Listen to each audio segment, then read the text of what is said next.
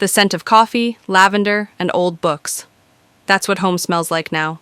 It's a Sunday morning, and the soft light is painting stripes across our ridiculously oversized bed. Ben is on my left, his arm a familiar, comforting weight across my waist, his breathing a steady rhythm against my back. On my right, Sophia is curled up, her fiery red hair a splash of sunrise against the white pillows, one hand loosely holding mine. A few years ago, if you'd told me this would be my life, my heaven, I would have laughed, then probably cried, then called my therapist. I never set out to be in a polyamorous relationship. I was the girl who planned her wedding on Pinterest since she was 12, who believed in the one, who thought love was a finite resource, to be carefully guarded and given to a single soulmate. Ben was, I thought, that soulmate. For 8 years, he was my everything. Our love story was the kind friends envied. Stable, passionate, a comfortable rhythm of shared dreams and inside jokes. We were happy, or so I believed. Perhaps content was a more accurate word. Content in a beautiful, well-maintained, but ultimately too small box. The first hairline crack in my perfectly constructed world wasn't dramatic. It was a quiet conversation, late one night, after a party where we'd both been unusually reflective. Ben, ever my gentle giant, my thoughtful philosopher, confessed he'd been reading. About relationship structures, about ethical non-monogamy. He didn't say he wanted it, not then. He just said he found it interesting. My stomach plummeted. Interesting? It sounded like a polite word for, I'm not satisfied. The wine we'd shared turned sour in my stomach. Are you saying you want to see other people? I'd whispered, the words tasting like ash in my mouth, the secure walls of our fortress suddenly feeling paper thin. The silence that followed felt like an eternity, filled only with the frantic thumping of my own heart. My carefully curated Pinterest boards were shattering in my mind, the images of a white picket fence and 2 kids dissolving into a terrifying unknown. He turned to me, his eyes, those deep brown pools I'd loved diving into for years, filled with an earnestness that both disarmed and alarmed me. No, Alex, not other people in the way it sounds. I want you. You are my world. But I've been thinking about love, about connection. Is it really so limited? Does loving one person mean you have no more capacity to love? Or is it more like a muscle that grows stronger the more you use it? Or perhaps like light, does lighting another candle diminish the flame of the first? I recoiled as if stung. That's not how it works, Ben. Love isn't a gym membership or a bloody candle. It's sacred. It's between 2 people. Us. I felt betrayed, confused, deeply inadequate. Was our love, the love I had poured my entire soul into, not enough for him? Was I not enough? The insecurity gnawed at me, a cold serpent coiling in my gut. For weeks, a chill settled between us. I cried a lot, mostly in the shower where he couldn't hear me. I replayed every moment of our relationship, searching for clues I'd missed, for the moment he'd started to drift away from our shared dream. I even asked him, in a tear-choked voice one night, "Don't you find me attractive anymore? Am I boring you?" He looked horrified. "Alex, no, never. You're the most beautiful, exciting woman I know. This isn't about you lacking anything. It's about an expansion, not a replacement. It's about wondering if our love could be a foundation for something even bigger, not a cage, however gilded." But his words, meant to reassure, only terrified me more. Bigger sounded like less for me. He brought it up again, gently, weeks later, with articles, with podcasts by people who sounded normal, happy even, functional. He wasn't pushing, he was inviting me to question everything I thought I knew, everything society had told me about love. He'd leave a bookmarked page on the coffee table, or send me a link with a simple note. Food for thought if you're up for it. No pressure. The fear was immense. Fear of losing him, fear of judgment from friends and family, fear of the utter unknown that lay beyond the borders of monogamy. But beneath the fear, a tiny, traitorous seed of curiosity began to sprout, watered by his patience and my own reluctant introspection. Had I ever felt a deep connection to someone else while loving Ben? Yes, fleetingly, harmlessly. A profound conversation with a stranger on a plane. A shared artistic passion with a male friend from college that I'd deliberately cooled, afraid of what it might mean. I'd always dismissed them as just that. Fleeting, harmless. What if they weren't? What if Ben was right, and love wasn't a pie with limited slices, but a bonfire that could warm many, growing brighter and bigger with each log added? The journey from that terrified, rigid no to a hesitant, maybe let's talk about the absolute terror this induces in me, took months. It involved tears, shouting matches that ended in exhausted, whispered apologies, late night talks that stretched until dawn, therapy, both individual and couples, and a lot of brutal, painful honesty. We set boundaries so strict they felt almost suffocating at first. Veto power, full transparency, our relationship always the priority. We agreed that our existing relationship was the primary, the anchor. Any exploration would be secondary, and only if both of us felt 150% comfortable. Spoiler alert, 150% comfort is a myth when you're dismantling lifelong conditioning and facing your deepest insecurities head-on. Our first attempts to even imagine what this would look like were clumsy. We tentatively joined some online communities, mostly lurking, feeling like emotional tourists in a foreign land, overwhelmed by the jargon and the sheer variety of ways people structured their lives. We read books, The Ethical Slut, More Than Two, Opening Up, books that both terrified and fascinated me. The concepts of compersion, finding joy in your partner's joy with another, sounded like science fiction, an emotional Everest I could never hope to scale. Jealousy, I was convinced, would be my kryptonite, the green monster that would inevitably devour everything good we had. There was a point where I almost pulled the plug entirely. We'd gone on a date, just coffee, with someone Ben had connected with online, someone who identified as polyamorous. It wasn't a date for me, I was just there as... What? The chaperone? The wife approval committee? I felt awkward, exposed, and deeply, deeply threatened, like a queen assessing a potential usurper to her throne, only the throne was Ben's heart. The woman was lovely, intelligent, and kind, which almost made it worse. She had a laugh that reminded me of wind chimes, and she engaged Ben in a conversation about astrophysics that went completely over my head. I went home and had a meltdown that rivaled a toddler's tantrum. "I can't do this, Ben," I sobbed, throwing a cushion across the room. "I'm not built for this. I'm going to lose you. We're going to destroy everything we've built, everything I cherish." He held me, his own eyes wet, his face etched with pain. "Okay, Alex, okay. If you can't, we stop. Right now.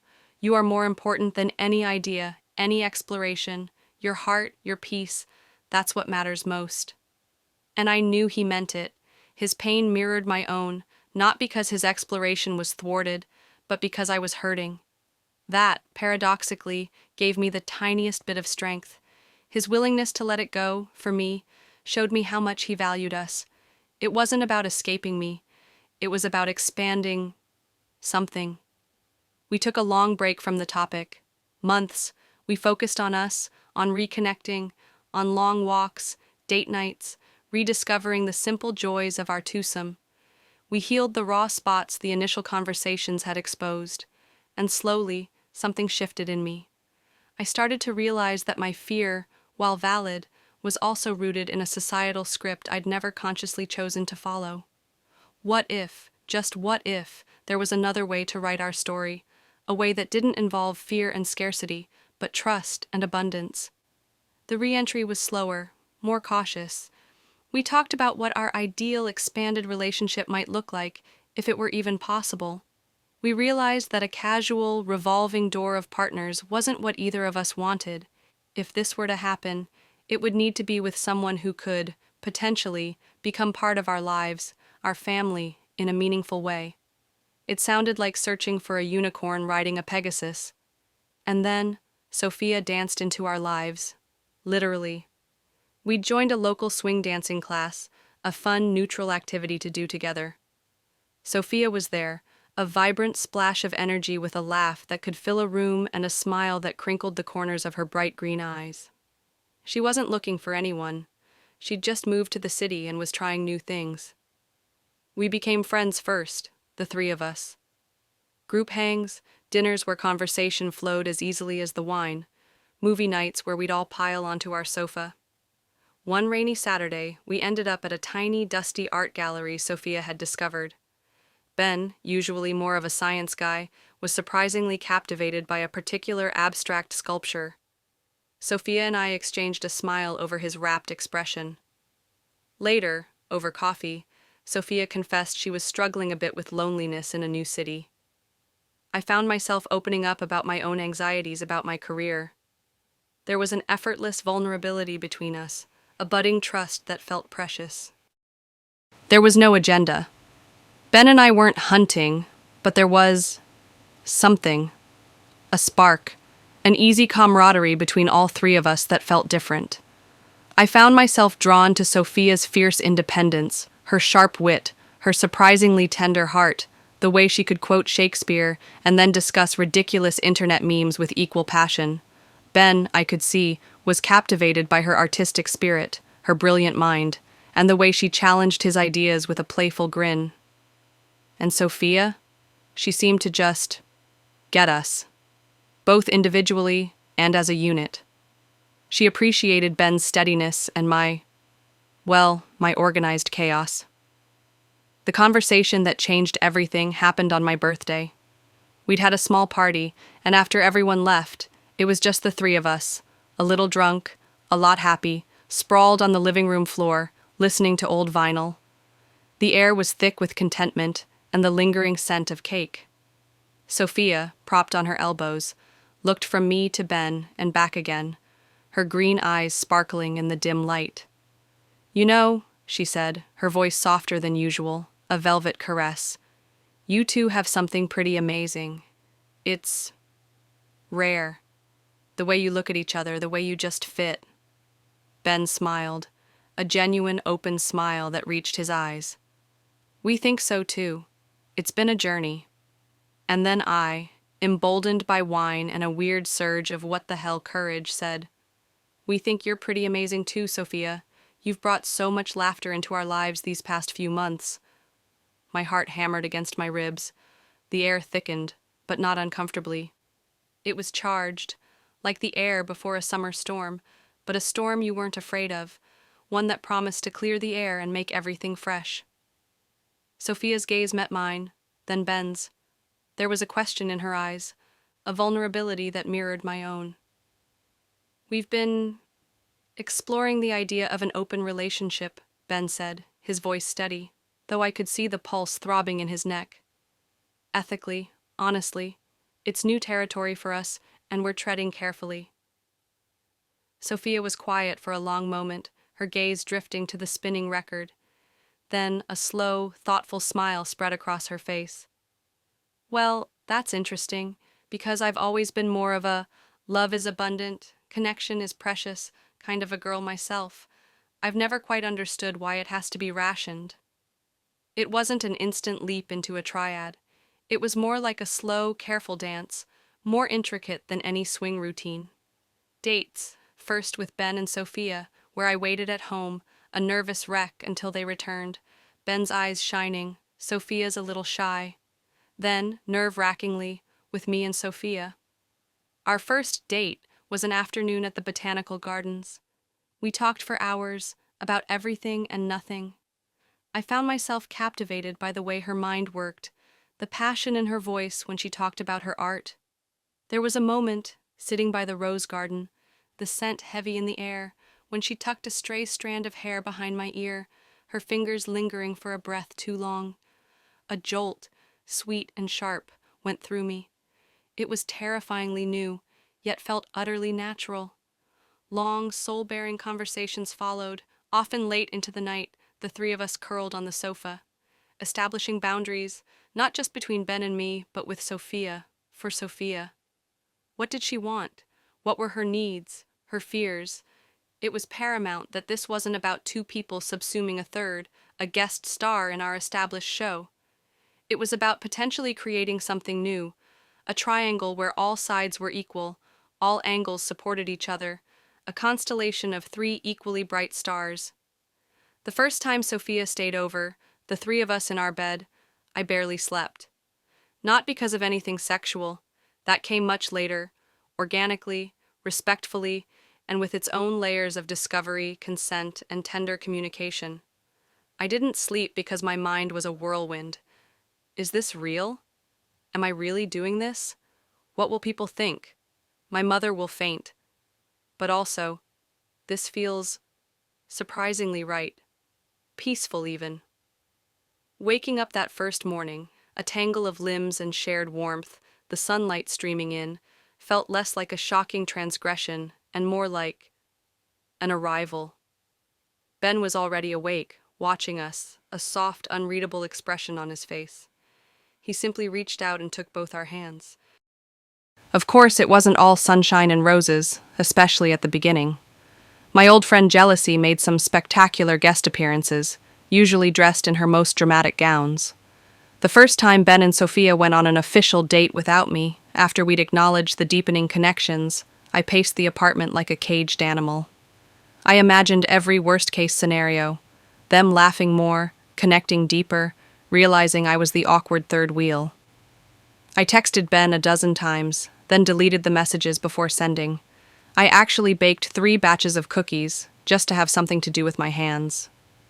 When they came back, Sophia sensed my turmoil immediately. Instead of recoiling, she approached me, her expression open and concerned. "Hey, you okay?" she asked softly. Ben put his arm around me. "Talk to us, love," he urged. And so, I did. I confessed my fears, my insecurities, feeling small and childish. They didn't laugh. They listened. Ben reassured me of his unwavering love, and Sophia, incredibly, told me she'd been nervous too, afraid of not measuring up, of somehow disrupting what Ben and I had. That raw, vulnerable conversation, the 3 of us on the sofa, untangled a knot of anxiety in my chest. And that's where one of the first surprising joys bloomed. Radical honesty, elevated to an art form. We had to be honest to a degree I'd never experienced. Honest about insecurities, fears, desires, even fleeting attractions or moments of irritation. If I felt a pang of jealousy when Sophia and Ben shared an inside joke I wasn't privy to, I had to say it. Not in an accusatory way, but as an observation of my own emotional landscape. Hey, when that happened, I felt a little left out. And they listened, they reassured, they adjusted. Sometimes it meant they'd consciously include me more. Other times it meant I had to learn to self-soothe, to trust in the strength of my individual bond with each of them and theirs with me. We learned that jealousy often disguised a deeper fear or an unmet need, and addressing that was key. Sophia, bless her, was incredibly patient and equally committed to this challenging honesty. She had her own moments of insecurity too. Navigating a pre-existing couple, worrying about being the outsider, the addition. We had to constantly work to ensure she felt as central, as loved, as cherished as we felt with each other. It meant consciously creating space for her relationship with me, our quiet mornings with tea and shared books, our silly shopping trips, and her relationship with Ben, their chess games that lasted for hours, their shared enthusiasm for documentaries, to grow independently of our dynamic as a 3. These individual connections became vital threads in the tapestry of our larger relationship. One of the biggest surprises for me was compersion. I'd read the word, understood the definition, but I didn't believe it was something I could feel. Then, one afternoon, I came home early from work. Ben and Sophia were in the kitchen, not doing anything overtly romantic, just cooking together, a new recipe Sophia was excited about. Music was playing, they were laughing, flour dusted on Sophia's nose, which Ben gently wiped away with his thumb, a gesture so natural and tender it made my breath catch. Sophia was looking up at him, her eyes shining with affection, and he was looking back with such genuine warmth. And instead of the expected spear of jealousy, I felt a bloom, a warm, expansive feeling in my chest. like my heart was literally making more room. It was joy, pure, unadulterated joy at seeing two people I loved, loving each other, their happiness reflecting onto me. It hit me with the force of a revelation. This is it. This is compersion. It's real. I leaned against the doorframe, unseen for a moment, and just soaked it in. That feeling became one of my greatest treasures, a secret wellspring of happiness. The surprising joys kept unfolding, like petals on a strange and beautiful new flower. There was the joy of expanded support. When I was going through a stressful period at work, facing a difficult boss, I didn't just have Ben to lean on. I had Sophia, too. Ben, my rock, offered practical advice, strategic thinking, and calm reassurance. "You've got this, Alex. Let's break it down." Sophia, my fire, offered fierce, righteous anger on my behalf. "He said what? Let me at him." And a girls' night in with ridiculously cheesy movies, too much ice cream, and a shared vow to egg the boss's car. We didn't, but the thought was comforting. Together, they were an unbeatable support system. One night, I broke down, completely overwhelmed by it all. Ben held me while I cried, his strong arms a haven, and Sophia sat on the floor, stroking my hair, fetching tissues, and making me her special crisis tea. Her presence a silent, steady comfort. I wasn't just being looked after by one person. I was enveloped in a force field of care. There was the joy of rediscovering myself and seeing my partners anew. For so long, I'd been Alex and Ben. Our identities were intertwined. With Sophia, I was also Alex and Sophia. I found different facets of myself reflected in her eyes. She encouraged my artistic side, something I'd let languish. We'd spend hours painting together, sometimes in comfortable silence, sometimes discussing philosophies of art and life, just existing in a creative flow. With her, I felt a playful, adventurous part of me reawaken. She convinced me to try rock climbing, which I was terrified of but ended up loving. Ben, in turn, found that Sophia's presence allowed him to explore his own individual interests, without feeling guilty for leaving me alone. He took up woodworking, something he'd always wanted to try, and our home slowly filled with beautifully crafted, slightly imperfect pieces of furniture. Sophia, too, blossomed, feeling the security to pursue her dream of writing a novel with 2 dedicated first readers and cheerleaders. Our individual growth, paradoxically, strengthened our bonds as a unit, each of us bringing new energy and experiences back to the relationship. There was the surprising joy of shared resources, not just financial, though 3 incomes did make some things easier, but emotional and practical. 3 people contributing to a household, to planning a holiday, which involved much more exciting debate and creative ideas, to solving a problem. Suddenly, life felt easier, more hands on deck. If one person was having a bad day or was sick, the other 2 could pick up the slack, offering comfort and care without being overwhelmed themselves. Chores got done faster, sometimes even becoming fun when done together with music blasting. There was always someone to talk to, someone to laugh with, someone to offer a different perspective. It was like having a built-in think tank and support crew for life itself. We even developed a system for who chose the movie on Friday nights, a complex rotation that was utterly fair and hilariously debated. Of course, there were challenges beyond our internal ones. Explaining our relationship to family was an adventure. My parents, traditional to the core, went through stages of confusion. "So, you're roommating with Ben and his girlfriend?" Disbelief. "This is just a phase, dear." Concern. "Are you safe? Are you happy? Really?" And eventually, a kind of grudging acceptance, mainly because they saw I was genuinely profoundly happy. Happier, more vibrant than they'd ever seen me. Ben's parents were surprisingly chill, his mother remarking, "Well, more people to love you is never a bad thing, is it?" Sophia's family, artists and free spirits themselves, barely batted an eyelid, though her grandmother did ask if this meant she'd get triple the number of grandchildren. We had a good laugh about that one, though it did spark some interesting future talk amongst the 3 of us. Friends were a mixed bag. Some drifted away, unable or unwilling to understand, their awkward silences speaking volumes.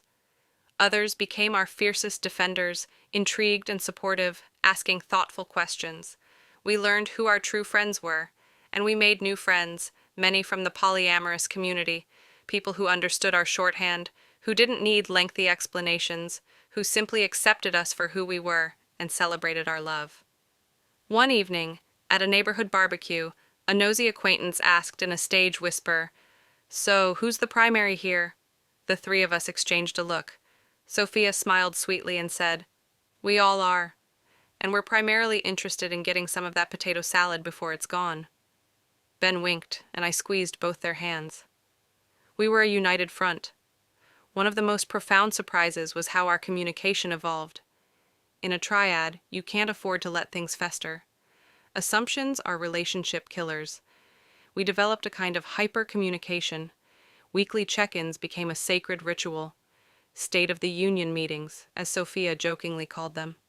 Sunday evenings, after dinner, we'd sit down, sometimes with tea, sometimes with wine, and talk about anything and everything. Feelings, schedules, anxieties, joys, what was working, what wasn't, any lingering resentments or appreciations. We learned to listen without immediately reacting, to validate feelings even if we didn't fully understand them. I hear that you're feeling X, even if I see it differently. To ask for what we needed clearly and kindly. I need some extra reassurance this week, or I need some alone time. These skills bled over into all our other relationships, making us better friends, better colleagues, better daughters. Then came the big test, the event that could have shattered us but instead forged us into something even stronger. Sophia's father had a sudden, severe stroke. She was, understandably, devastated, a wreck of fear and frantic phone calls. She lived several states away from her family, and the thought of navigating it alone was overwhelming. Without a moment's hesitation, Ben and I swung into action. There was no discussion of should we, only how fast. Ben, the logistics wizard, booked flights for all three of us. "You're not going alone, Chloe," he stated, not asked. Arranged for a pet sitter for our cat, Archimedes, and started researching local accommodation near the hospital. I packed a bag for Sophia, filled with her comfort items, her favorite worn sweater, a soothing herbal tea, the trashy novel she'd been sneak reading, and another for us. We didn't ask, "Should we go?" We asked, "When do we leave?" For 2 weeks we lived out of a sterile Airbnb near the hospital, the silence punctuated by the distant wail of sirens. Ben ran errands, dealt with terse doctors and confusing medical jargon when Sophia was too emotional to process, provided a calm, steady presence that anchored her. He'd make sure there was food, that bills were being paid online, that Sophia's mom had support too. I was the emotional rock, holding Sophia through sobbing fits that racked her small frame, making sure she ate something, even if it was just a few bites, talking her through impossible decisions about her father's care, simply being there to listen or to sit in silence. We took shifts at the hospital, one of us always with Sophia, a silent sentinel by her side, the other managing life support back at the temporary apartment, or giving Sophia's mom a break. There was a moment, about a week in, when Sophia's father was critical, his life hanging by a thread. We were in the grim, fluorescent-lit waiting room, the air thick with antiseptic and despair. Sophia was utterly broken between us, her face pale and tear-streaked. She was holding both our hands, her knuckles white. "I can't do this," she whispered, her voice hoarse from crying. "He's going to die, and I can't lose him." "You're not alone in this, my love," Ben said, his voice firm but gentle, his thumb stroking the back of her hand. "Whatever happens, we're with you." "We're here," I added, squeezing her other hand tightly. "Every single step. You have both of us. Let us be strong for you right now." In that sterile, fear-filled room, surrounded by the quiet hum of hospital machinery and the hushed grief of other families, the depth of our connection, the unique strength of our three-person love story, became undeniable. We weren't just lovers. We were family, forged in a crucible of shared experience, supporting each other through one of life's most brutal challenges. We were a a damn good one. Sophia's father, against the odds, started to stabilize, then slowly recover. The crisis passed, but what it revealed about us, our unwavering commitment to each other's well-being, remained, etched into our hearts. The day we brought Sophia's dad home from the hospital to his own house, her mother, a stoic woman who had initially been quite wary of Ben and me, pulled us aside. Tears in her eyes, she said, "I still don't fully understand your arrangement, but I understand love, and I understand loyalty. You too love my daughter, and you've shown more steadfastness than I've seen from many conventional couples. You saved her, in a way, kept her from shattering. Thank you. That was a gift more precious than any societal acceptance. Life has a new rhythm now. It's not always perfect. We still have disagreements, moments of insecurity, days when scheduling 3 people's lives feels like advanced calculus. But the foundation is so solid. The trust, the love, the commitment. It's multi-layered, resilient, a beautiful, complex braid. The surprising joys continue to ripple outwards. There's the simple joy of a shared hobby becoming richer because 3 people bring their passion to it. Our swing dancing? We can now rotate partners seamlessly, and sometimes we even try, often hilariously failing, collapsing in a heap of laughter, to dance as a trio. There's the joy of shared memories, a tapestry woven with threads from 3 lives, making it more vibrant and intricate. There's the intellectual stimulation of having 2 partners who challenge you, inspire you, and see the world from different perspectives, leading to the most fascinating dinner conversations. We started a triad tradition. Once a month, we have a dream day, where one person gets to plan the entire day for all 3 of us, no matter how silly or extravagant, within reason. It's led to some of our most memorable adventures. Passion isn't diluted, it's refracted, showing different, equally dazzling colors. The passion I share with Ben is deep, comfortable, a roaring hearth built over years of shared history and unwavering devotion. It's knowing glances across a crowded room that say more than words ever could, finishing each other's sentences, a history that anchors us in a profound way. His touch is as familiar and essential as my own breath. The passion I share with Sophia is an effervescent flame, full of discovery, laughter, and a fierce, protective tenderness. It's new adventures, challenging my perspectives, a vibrant energy that lifts me and makes me feel seen in ways I never expected.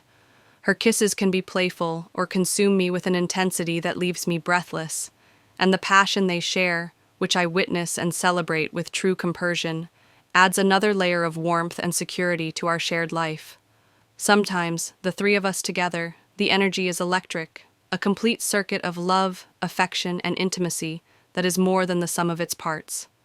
It's a unique ecosystem of desire and care, tender and wild all at once, a dance of give and take, of shared pleasure and profound emotional connection.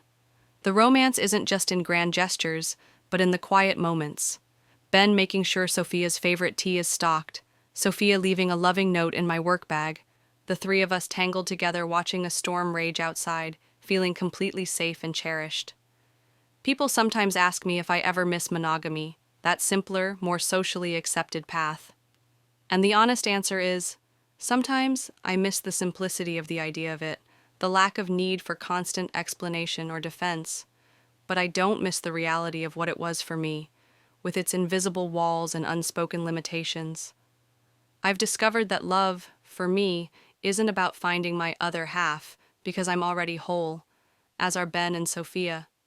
It's about connecting with other whole people, building something bigger, more expansive, more resilient, a love that multiplies instead of divides. Our bed is big enough, our hearts are big enough. Our life, once a neat duet, is now a thriving, sometimes chaotic, utterly beautiful symphony, full of rich harmonies and breathtaking solos. The surprising joys weren't just about adding another person to love or be loved by. The most profound surprise was the journey inward, the personal growth, the dismantling of my own preconceived notions, the discovery of capacities within myself for love, for trust, for compersion, for a romance more sweeping and profound than I ever dared to dream, that I never knew existed. It's not a path for everyone, and it requires constant work, brutal honesty, radical empathy, and a willingness to be vulnerable day in and day out. But for us, for Alex, Ben, and Sophia, it's more than just our journey, it's our destination. It's the surprising, extraordinary, joy-filled truth of who we are together. And every morning, when I wake up to the scent of coffee, lavender, and old books, nestled between the two incredible humans I love, their combined warmth a shield against any chill the world might offer, I know, with a certainty that resonates deep in my bones, that this is exactly where I'm supposed to be. The joy isn't just surprising anymore. It's the beautiful, complex, vibrant baseline of our extraordinary, ordinary lives. And I wouldn't trade this expansive, challenging, deeply romantic love for anything in the universe.